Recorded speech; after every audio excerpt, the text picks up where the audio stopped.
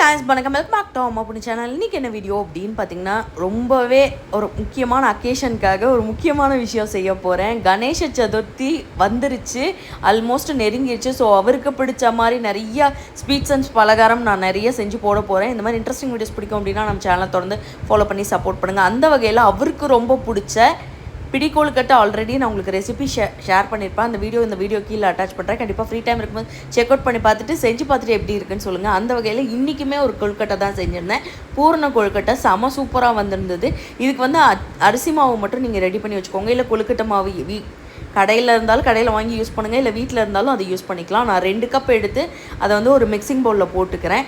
இதுக்கு வந்து பார்த்திங்கன்னா ஒரு கடாயை வச்சு 2 டம்ளர் தண்ணி விட்டு நல்லா கொதி வந்ததுக்கப்புறம் 1 ஸ்பூன் நெய் விட்டு தேவையான அளவுக்கு உப்பு ஆட் பண்ணி இதை வந்து நல்லா கொதி வந்ததுக்கப்புறம் ஆஃப் பண்ணிவிட்டு கொஞ்சம் கொஞ்சமாக அந்த பேட்டரில் நம்ம போட்டு நல்லா மிக்ஸ் பண்ணிக்கணுங்க. கை பொறுக்கிற சூடு வந்ததுக்கப்புறமேட்டு நம்ம அழுத்தம் கொடுத்து பிசைஞ்சு ஒரு 10 மினிட்ஸ் மூடி போட்டு வச்சிடணுங்க. இது ஸ்டஃபிங் பண்ணுற பூரணம் பார்த்திங்கன்னா ஒரு கடாயை வச்சு 1.5 டீஸ்பூன் நெய் ஆட் பண்ணி 1 கப் தேங்காய் துருவல் ஆட் பண்ணி நல்லா வறுத்துக்கோங்க. அது எண்ணெய் தண்ணி எல்லாம் அப்சர்வ் ஆகி வந்ததுக்கப்புறமேட்டு 1.5 டீஸ்பூன் பொட்டுக்கடலை மாவு, நடக்கடலை இது எது இருந்தாலும் நீங்கள் ஆட் பண்ணிக்கோங்க. டேஸ்ட்டு பயங்கரமாக வரும்.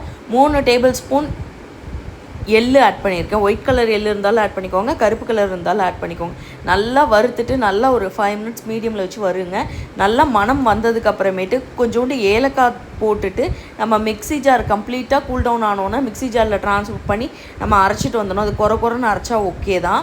அது கூடவே பார்த்திங்கன்னா நான் வெல்லம் 1 கப் ஆட் பண்ணி நல்லா மையாக அரைச்சிட்டு வந்துடுறேன். சின்ன சின்ன பால்ஸாக உருட்டி தனியாக வச்சுக்கிறேங்க. இந்த பூர்ண கொழுக்கட்டை செய்கிறது ரொம்பவே ஈஸிங்க. இந்த மாவில் கொஞ்சம் ஸ்டஃபிங் நம்ம கையில் எடுத்து நெய்யோ எண்ணெயோ தடவிட்டு சின்ன சின்ன பால்ஸாக உருட்டி தட்டி அதை கொடை மாதிரி விரித்து நம்ம வந்து நடுவில் பூரணத்தை வச்சு மேலே போட்டு அப்படியே ஷேப் பண்ண வேண்டியதுதான். இது வந்து பார்த்திங்கன்னா ஈவனாக ஷேப் வருமானு கேட்டிங்கன்னா வராது.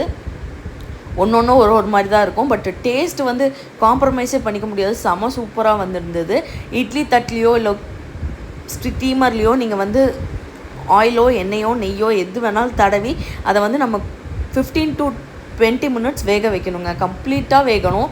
செம சூப்பராக இருந்தது. செம சாஃப்டாக நல்ல இனிப்பாக செமையாக இருந்தது. கண்டிப்பாக ட்ரை பண்ணி பாருங்கள்.